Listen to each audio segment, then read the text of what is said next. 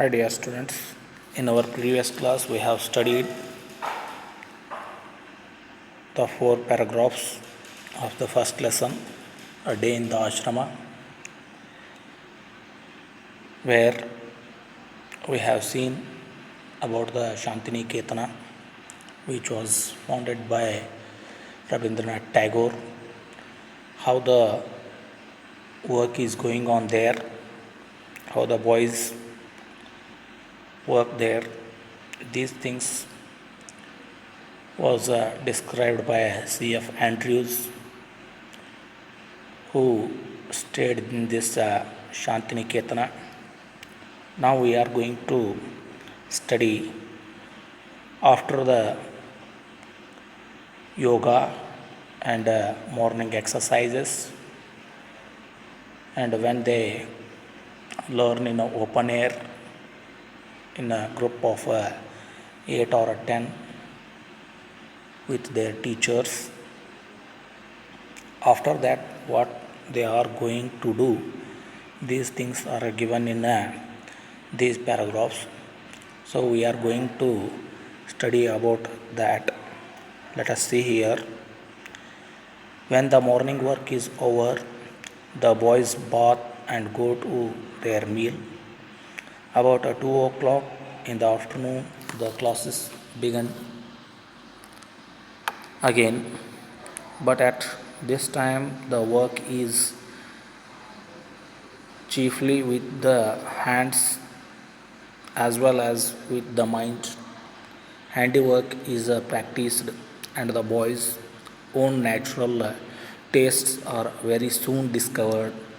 Some prefer carpentry, others prepare mechanical work, others enjoy spinning and weaving, others became a skilled draftsmen or painters, others are musicians.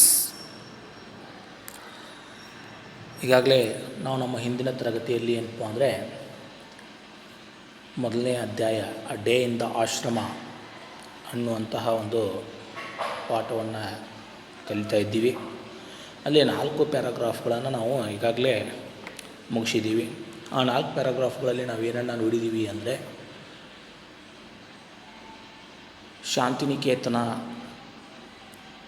ಅನ್ನುವುದನ್ನು ಯಾರು ಸ್ಥಾಪಿಸಿದರು, ಆ ಒಬ್ಬ ರವೀಂದ್ರನಾಥ್ ಟ್ಯಾಗೋರ್ ಅವರನ್ನು ಎಲ್ಲ ವಿದ್ಯಾರ್ಥಿಗಳು ಪ್ರೀತಿಯಿಂದ ಗುರುದೇವ ಅಂತ ಹೇಳಿ ಕರೀತಾ ಇದ್ದರು. ಆ ಗುರುದೇವ ಶಾಂತಿನಿಕೇತನವನ್ನು ಏನಂತ ಹೇಳಿ ಕರೀತಾ ಇದ್ರಪ್ಪ ಅಂದರೆ, ಡಾರ್ಲಿಂಗ್ ಆಫ್ ಅವರ್ ಹಾರ್ಟ್ಸ್, ಪ್ರತಿಯೊಬ್ಬರ ಹೃದಯದ ಪ್ರೀತಿ ಪಾತ್ರವಾದಂತಹ ಒಂದು ಸ್ಥಳ ಅಂತ ಹೇಳಿ ಕರೀತಾ ಇದ್ದರು. ಅದೇ ರೀತಿ ಅಲ್ಲಿ ಯಾರೇ ಒಬ್ಬರು ಭೇಟಿ ಕೊಟ್ಟರೂ ಕೂಡ, ವಯಸ್ಸಾದವರಾಗಿರಲಿ ಅಥವಾ ಹರೆಯದಂತಹ ಹುಡುಗರಿದ್ರೂ ಕೂಡ ಎಲ್ಲರಿಗೂ ಆ ಒಂದು ಶಾಂತಿನಿಕೇತನ ಬಹಳಷ್ಟು ಇಷ್ಟ ಆಗುವಂತಹ ಒಂದು ಪ್ರದೇಶ ಆಗಿತ್ತು, ಸ್ಥಳ ಆಗಿತ್ತು ಅನ್ನೋದನ್ನು ನಾವು ಕಾಣ್ತಾ ಇದ್ದೀವಿ. ಅದೇ ರೀತಿ ಈ ಒಂದು C.F. ಆ್ಯಂಡ್ರೂಸ್ ಅವರು ಅಲ್ಲಿ ಉಳಿದುಕೊಂಡಂತಹ ಸಂದರ್ಭದಲ್ಲಿ ಯಾವ ರೀತಿಯಾದಂತಹ ಒಂದು ದಿನ ಪ್ರಾರಂಭ ಆಗ್ತಾ ಇತ್ತು ಅನ್ನೋದನ್ನು ಅಲ್ಲಿ ಅವರು ಹೇಳಿದ್ದಾರೆ. ಬೆಳಗ್ಗೆ ಏನಪ್ಪ ಅಂದರೆ ಸಂಗೀತಗಾರರ ಗುಂಪು ಬೇಗನೆ ಎದ್ದು ಇಡೀ ಒಂದು ಆಶ್ರಮದ ತುಂಬ ತಮ್ಮ ಒಂದು ಪ್ರಾರ್ಥನೆಯನ್ನು ಮಾಡ್ತಾ ತಿರುಗಾಡ್ತಾ ಇದ್ದರು.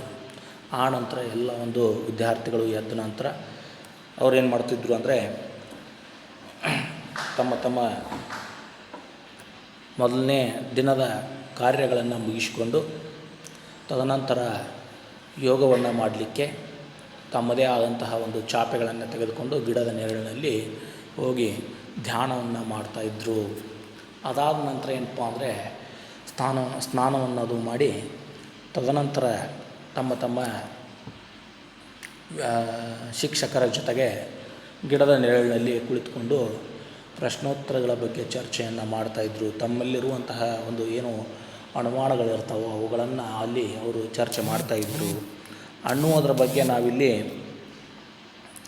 ಬಗ್ಗೆ ನಾವೇನು ಮಾಡ್ತಿದ್ದೀವಿ ಅಂದರೆ ಇಲ್ಲಿ ಕಲ್ತಿದ್ದೀವಿ. ಅದಾದ ನಂತರ ಏನಾಯಿತು ಅನ್ನೋದನ್ನು ನಾವಿಲ್ಲಿ ಕಾಣೋಣ. When the morning work is over, the boys bathe and go to their meal. ಬೆಳಗ್ಗಿನ ಒಂದು ತಮ್ಮ ತರಗತಿಗಳು ಮುಗಿದ ನಂತರ ವಿದ್ಯಾರ್ಥಿಗಳು ಏನಪ್ಪ ಅಂದರೆ ಸ್ನಾನವನ್ನು ಮಾಡಿ ತಮ್ಮ ಮಧ್ಯಾಹ್ನದ ಊಟವನ್ನು ತೆಗೆದುಕೊಳ್ತಾ ಇದ್ದರು.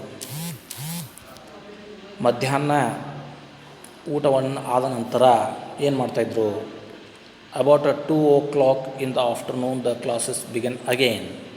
ಮಧ್ಯಾಹ್ನ 2 ಗಂಟೆಗೆ ಮತ್ತೆ ಅವರ ತರಗತಿಗಳು ಪ್ರಾರಂಭ ಆಗ್ತಾಯಿದ್ವು. ಆದರೆ ಈ ತರಗತಿ ಎಂಥವಾಗ್ತಿದ್ವಪ್ಪ, at this time the work is chiefly with the hands as well as their minds.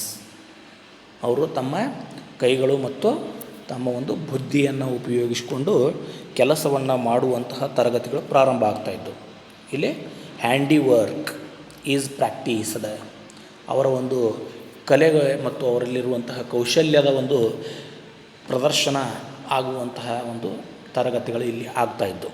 ಏನು ಮಾಡ್ತಾಯಿದ್ರು, the boys own natural tastes are very soon discovered. ಅವರಲ್ಲಿರುವಂತಹ ಒಂದು ನೈಸರ್ಗಿಕ ಅಭಿರುಚಿಗಳೇನದಾವೋ ಅವುಗಳ ಒಂದು ಸಂಶೋಧನೆ ಇಲ್ಲಿ ಆಗ್ತಾಯಿತ್ತು. ಏನು ಮಾಡ್ತಿದ್ರಪ್ಪ, ಸಮ್ ಪ್ರಿಫರ್ ಕಾರ್ಪೆಂಟರಿ. ಬಡಿಗತನದ ಕೆಲಸವನ್ನು ಕೆಲವೊಂದು ಜನ ಮಾಡ್ತಾಯಿದ್ರು. ಕುರ್ಚಿಯನ್ನು ಮಾಡೋದಾಗಲಿ, ಟೇಬಲ್ಗಳನ್ನಾಗಲಿ ಮಾಡೋದಾಗಲಿ, ಮತ್ತಾವುದೇ ಒಂದು ವಸ್ತುಗಳನ್ನಾಗಿ ಮಾಡುವಂತಹ ಬಡಿಗತನದ ಕೆಲಸವನ್ನು ಮಾಡ್ತಾಯಿದ್ರು. Others prefer mechanical work.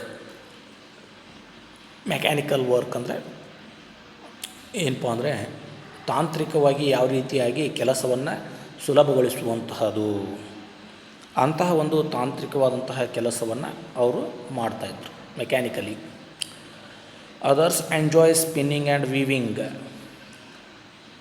ದಾರವನ್ನು ಸುತ್ತುವುದು, ನೂಲನ್ನು ಸುತ್ತುವುದು ಮತ್ತು ಅರಿಬೆಯನ್ನು ನೇಯುವಂತಹ ಕೆಲಸವನ್ನು ಕೆಲವೊಬ್ಬರು ಮಾಡ್ತಾಯಿದ್ರು. ಅದರಲ್ಲಿಯೇ ಅವರೇನಪ್ಪ ಅಂದರೆ ಆನಂದವನ್ನು ಪಡ್ತಾಯಿದ್ರು.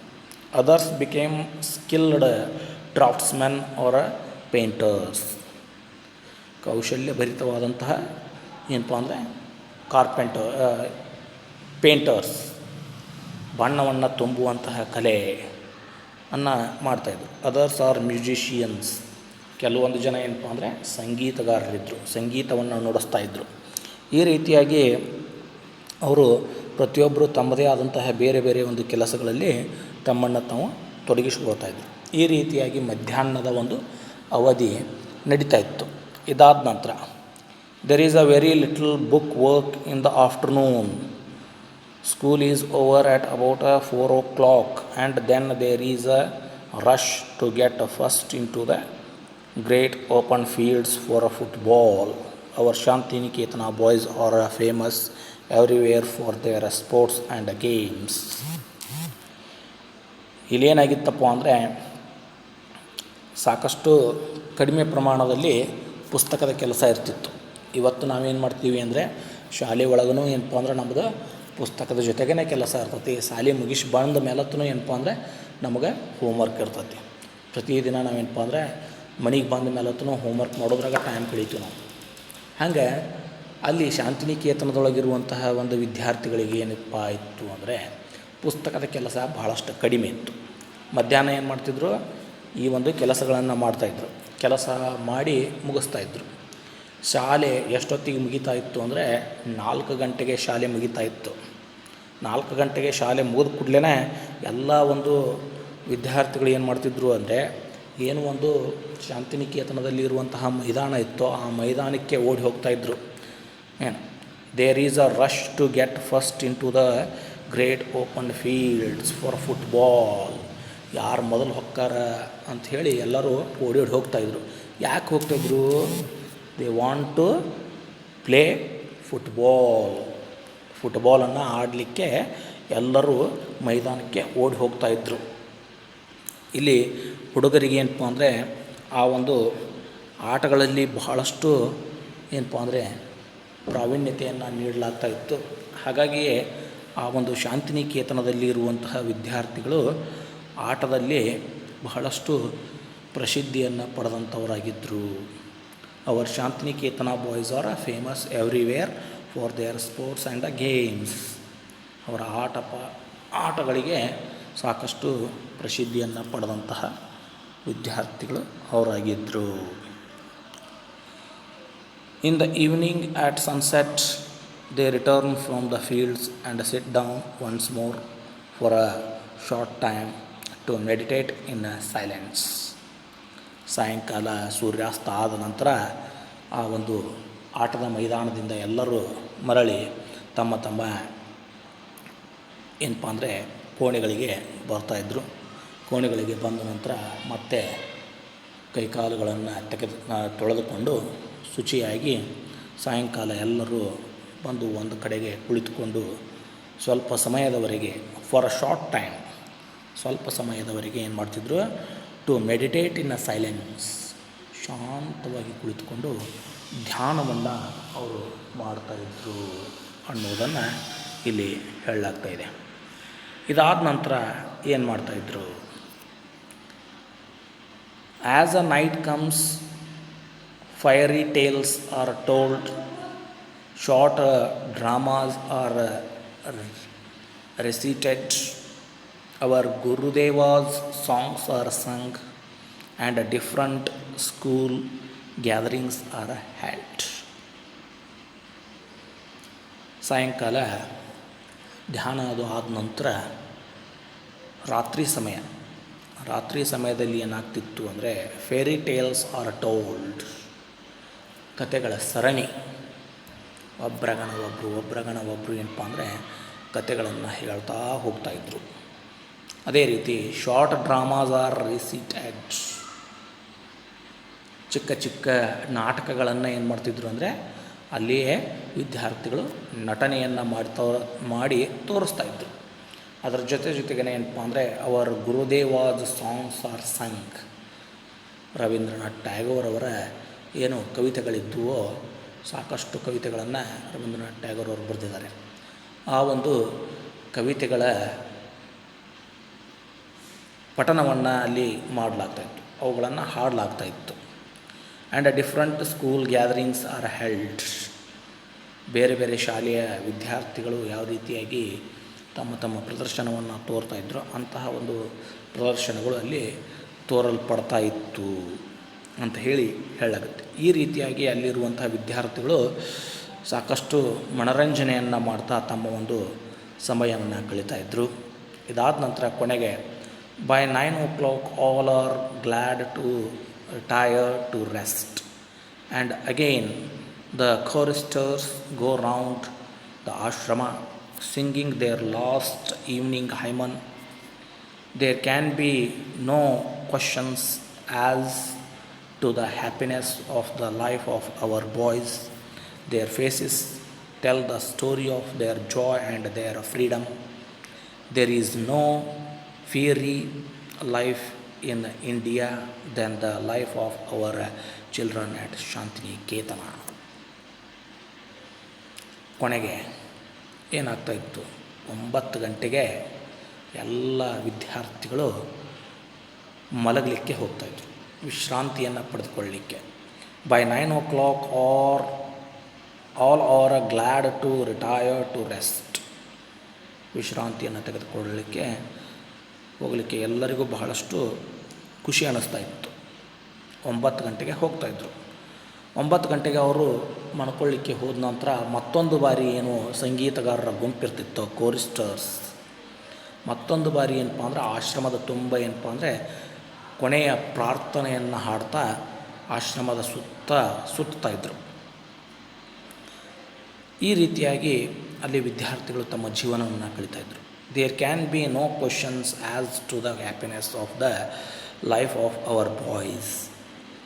ಇಂತಹ ಒಂದು ಆನಂದಕರವಾದಂತಹ ಒಂದು ಜೀವನದಲ್ಲಿ ಯಾವುದೇ ರೀತಿಯಾದಂತಹ ಪ್ರಶ್ನೆಗಳು ಉದ್ಭವಿಸಲಿಕ್ಕೆ ಸಾಧ್ಯ ಇಲ್ಲ ಅನ್ನೋದನ್ನು ಇಲ್ಲಿ ನಾವು ಕಾಣ್ತೀವಿ. ಯಾವುದೇ ಒಬ್ಬ ವಿದ್ಯಾರ್ಥಿಯಲ್ಲಿ ಏನಪ್ಪ ಅಂದರೆ their faces tell the story of their joy and their freedom, ಅವರ ನಗುಮುಖದ ಮುಖಗಳು ಏನಪ್ಪ ಅಂದರೆ ಅವರು ಎಷ್ಟೊಂದು ಸಂತೋಷವಾಗಿದ್ದಾರೆ, ಆನಂತರ ಎಷ್ಟೊಂದು ಸ್ವತಂತ್ರರಾಗಿದ್ದಾರೆ ಅನ್ನುವುದನ್ನು ಅವರ ಮುಖದಲ್ಲಿ ನಾವು ಕಾಣಬಹುದಿತ್ತು. ಅಲ್ಲಿ ಎಷ್ಟು ವಿದ್ಯಾರ್ಥಿಗಳು ಸ್ವತಂತ್ರವಾಗಿದ್ದರೋ ಅಷ್ಟು ಸ್ವತಂತ್ರವಾಗಿ ನಮ್ಮ ಭಾರತದಲ್ಲಿ ಯಾವುದೇ ಒಂದು ಶಾಲೆಯಲ್ಲಿರುವಂತಹ ವಿದ್ಯಾರ್ಥಿಗಳು ಇರಲಿಕ್ಕೆ ಸಾಧ್ಯ ಇಲ್ಲ ಅಲ್ಲಿಯೇ ಎಲ್ಲ ಒಂದು ವಿದ್ಯಾರ್ಥಿಗಳು ಸಾಕಷ್ಟು ಸ್ವತಂತ್ರವಾಗಿದ್ದರು ಅನ್ನುವುದನ್ನು ನಾವಿಲ್ಲಿ ಕಾಣ್ತೀವಿ.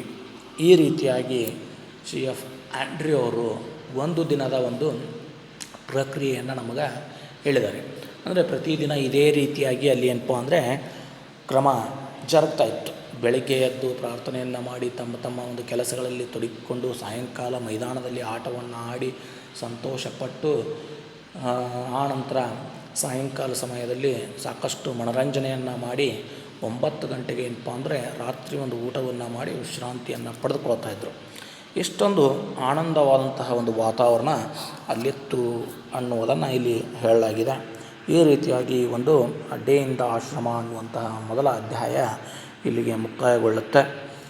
ಆನಂತರ ಇಲ್ಲಿ ಸೀಟು ಒಳಗಿರುವಂತಹ ಎಲ್ಲ ಒಂದು ಪ್ರಶ್ನೋತ್ತರಗಳಿಗೆ ನೀವು ಉತ್ತರಗಳನ್ನು ಬರೆದು ನನಗೆ ಕಳಿಸ್ಬೇಕು. ಅವುಗಳನ್ನು ನಾನು ನೋಡಿ ಸರಿಯದವೋ ಅಥವಾ ತಪ್ಪದವೋ ಅನ್ನುವುದನ್ನು ಹೇಳ್ತೀನಿ.